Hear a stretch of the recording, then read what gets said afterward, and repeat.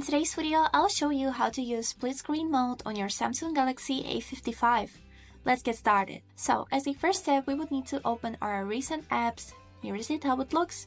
And now to go into the split screen mode, we would need to hold our finger on one of the tabs and then pull it to the upper part or to the bottom part. You can choose whichever you want. I'll leave it on the upper part. And then we would need to select app which we would like to choose as a second. So I will click, for example, calculator, and here is it how it looks. Now we can, for example, search something and then calculate at the same time. This is a really useful feature for multitasking. And also we got here an option to change the size of the windows. For that, we would need to hold our finger on this middle line and then pull it like this or like this. And as you can see, the calculator became bigger and the Google a little bit smaller. Here is it how it looks, and this is it.